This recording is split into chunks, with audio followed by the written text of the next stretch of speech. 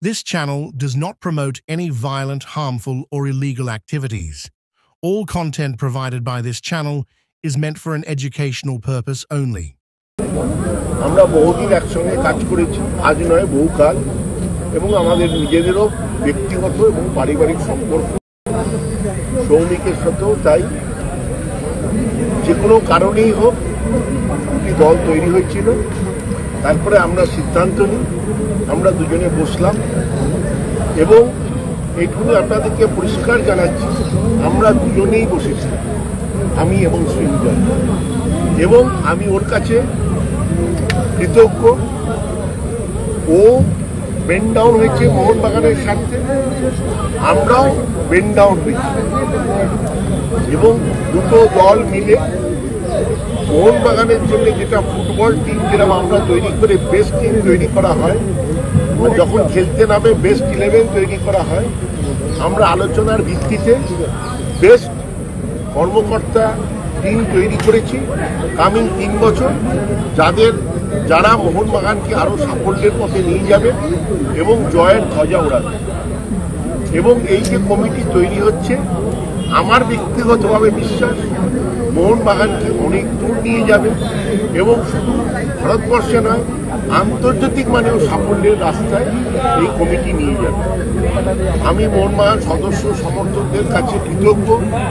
তারা এই কদিন ধরে নির্বাচন সংক্রান্ত মিটিংয়ে তারা যেভাবে এসছে, আমাদের পাশে দাঁড়িয়েছে, তার থেকে আমাদের সবচেয়ে বড় সুবিধা হয়েছে যে আমাদের সংযোগ মেম্বারদের সঙ্গে তৈরি হয়েছে, তাদের কথাও আমরা জানতে পেরেছি, তাদের অভিযোগও আমরা জানতে পেরেছি, তাদের বক্তব্য আমরা শুনেছি। এবং আমরা এই যে নতুন কমিটি তৈরি হলো, এই কমিটি দুপক্ষই যা আমরা বলেছি সবই তো মেম্বারদের ভালোর জন্য, সেইটাকে মাথায় রেখেই আমরা কাজ করব। এবং আমরা পরবর্তীকালে আপনাদের দেখতেও পাবেন যে ক্লাবের ভালোর জন্য, মেম্বারদের সমর্থকদের ভালোর জন্য আমাদের এই কমিটি কাজ করবে, এবং আশা করব এই সাফল্য আরো এগিয়ে চলবে। আর একটা কথা আপনাদেরকে আমি ক্লিয়ার করছি, অনেকে পার্সেন্টেজ করছে, আমি দেখছি অনেক জায়গায় বেরোচ্ছে 50-50 এই তাই। আপনাদেরকে আমি একদম ঘোষণা করছি, টিমটার নাম মোহনবাগান টিম, এর দুপক্ষ কার কত আজকে থেকে আমরা এক। তো সেই জন্য এই পক্ষের এত ওই পক্ষের এত বলে এখন আর কিছু রইল না, এখন সব পক্ষ মিলিয়ে 100% টিম তৈরি হলো পরবর্তী 3 বছরের জন্য। দেবাশিস দা বলেছে, আমরা একটা ইলেকশন প্রক্রিয়ায় গেছিলাম এবং আমার মনে হয় সব জায়গায় গণতন্ত্র থাকা ভালো। আমার মনে হয় সব জায়গায় গণতন্ত্র থাকা ভালো, তাই জন্যই আমরা এবার গিয়ে প্রচুর মেম্বারের সাথে গিয়ে মিট করতে পেরেছি, তাদের প্রবলেম জানতে পেরেছি, তাদের কি দরকার আমরা সলিউশন আনবো বলে আশ্বাস দিয়েছি। আজকে যদি আপনার গণতন্ত্র না হয়, তাহলে তো আপনার সেই মেম্বারদের সাথে যোগাযোগ, সেই যোগসূত্রতেই থাকে না।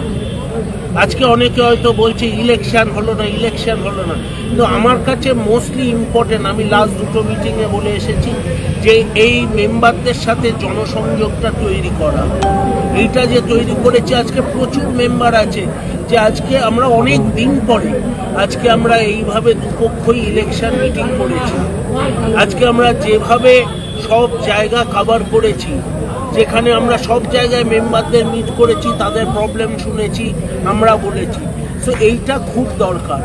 আজকে আপনার যদি কোনো অপোজিশন না থাকতো, তাহলে ইলেকশন না হলে সেটা বাঞ্ছনীয় নয় কোনো জায়গার পক্ষে।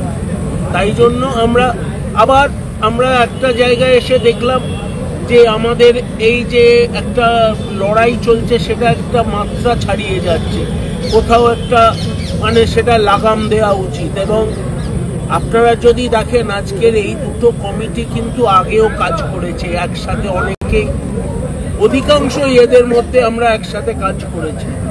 হ্যাঁ, আমার সাথে কিছু ব্যক্তিগত প্রবলেমের জন্য হয়তো আমরা আলাদা হয়েছিলাম, কিন্তু আমার মনে হয় না জীবনে কোনো কিছুই আলাপ আলোচনা দিয়ে বা একসাথে বসলে কিছুই মিটবে না, এটা আমার বিশ্বাস হয় না।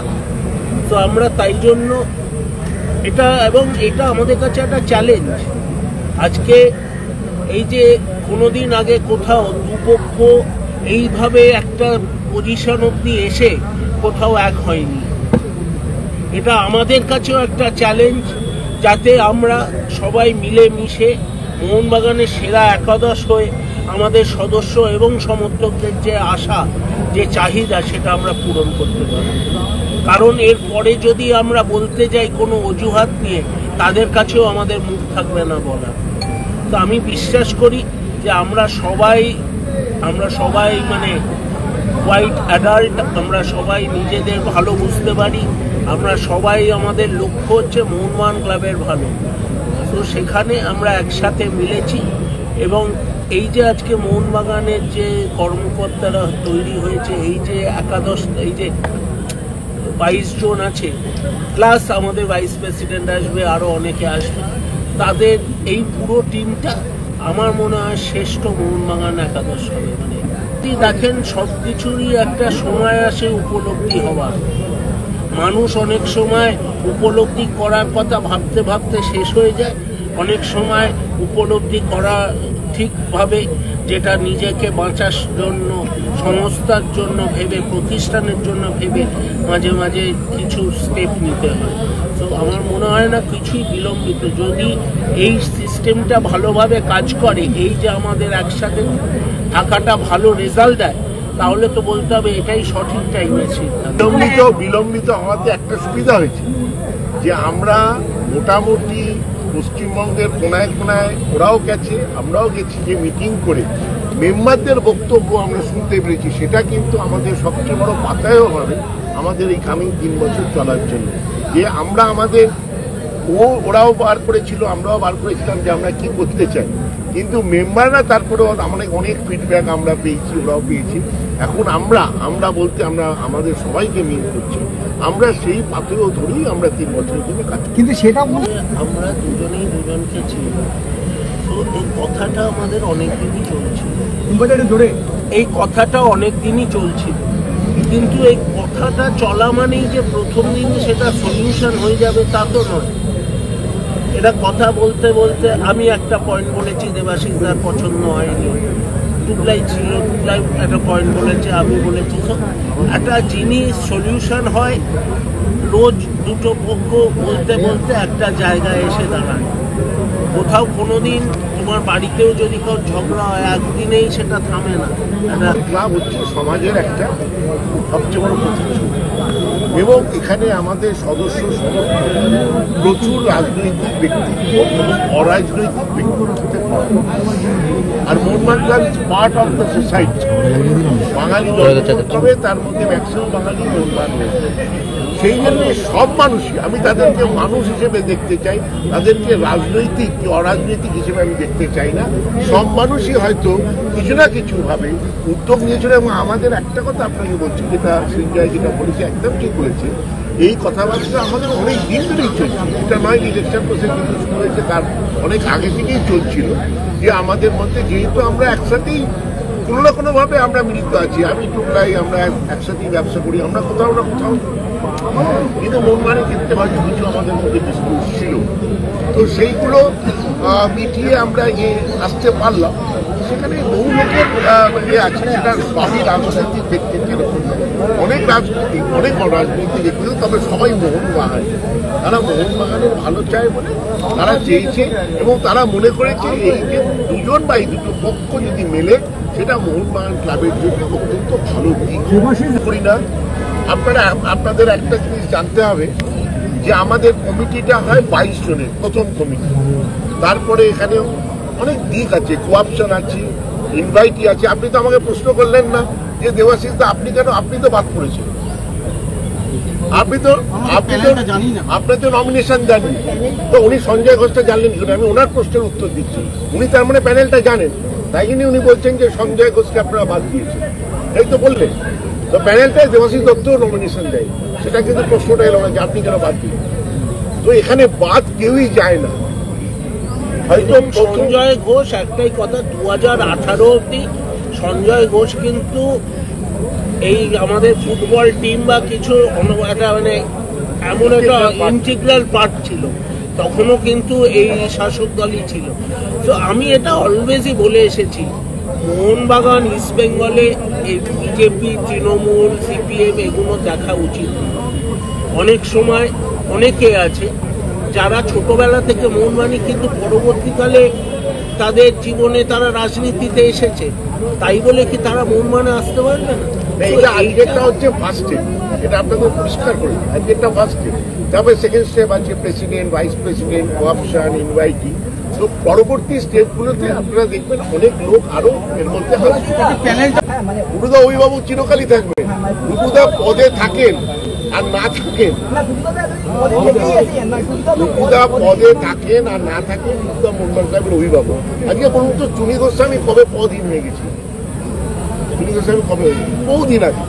চুনি গোস্বামী কি মোহনবাগানতে সরে গেছিল? চুনি গোস্বামী, সুব্রত ভট্টাচার্য, টুকু ঘোষ এরা মোহনবাগানের বাইরে হতে পারে না। এরা মোহনবাগানই যাবে, তাদের পদ দিয়ে তাদেরকে বিশ্লেষণ করা যায়। কিন্তু কর্মকর্তারা মানুষ নয়, কর্মকর্তারা মানুষ নয়। আপনি কি বলছেন কর্মকর্তারা মানুষ নয়?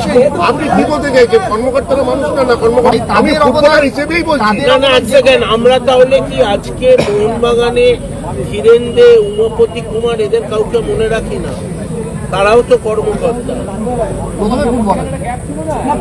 ধীরেন দে তো ফুটবলার নয়। আপনার নমিনেশন দিয়েছে, ঠিক আছে, এখনো টোটাল কমিটি ফরমেশনই হয়নি। টোটাল কমিটি, তারপরে এই 22 জন নমিনেশন হয়েছে। শোন, আমরা তো ক্লাব কালকে থেকে চালাতে যাচ্ছি। এই নমিনেশনের পরে স্কুটিনি আছে 11 তারিখ। 11 তারিখ স্কুটিনির পর উইথড্রল আছে। ধরে নিন উইথড্রলে সিনজার উইথড্র করে নিয়েছে। তার আজকে কার কাছে উইথড্রল যেদিন শেষ হবে, সেদিন যদি দেখা যায় আর কেউ নেই, এই 22 জনই আছে। আমি শুনলাম আজকে আরো কেউ নমিনেশন। দেখুন, আজকের এই প্রেস কনফারেন্সটা বেসিক্যালি হচ্ছে যে আমরা দুটো পক্ষ আলাদা ছিলাম, আমরা আজকে একসাথে এসে একটা নমিনেশন জমা দিই। এরপরে ক্লাব কিভাবে চলবে, ক্লাব দিয়ে দেওয়া হবে, প্রেস রিলিজ করে দেওয়া হবে, এবং সেটা হচ্ছে ফার্স্ট লক্ষ্য আছে। এবার স্টেপ ওয়াইজ আপনারা আমাদের কাছে এটাও আশা করতে পারেন না যে একদিনে আমরা সব বাধা পেরিয়ে যেতে পারবো। আমাদের আগামী দিনে অনেক রাস্তা, তো আমরা নেওয়ার জায়গাতেই আজকে তো এক সেকেন্ড, সেটা তো আবার দেখতে পাবো। আমি বলেছি আমার এবং দেবাশিসদার, আমরা এই প্রচারে গিয়ে যে প্রতিশ্রুতি দিয়েছি সদস্যদের, যেটা সদস্যদের ভালোর জন্য, আমরা দুপক্ষই আমরা এক হয়েছি আজকে, এবং আমরা সব প্রপোজালকেই একসাথে পূরণ করার চেষ্টা করব, যাতে তাদের উপকারে এটা লাগতে পারে।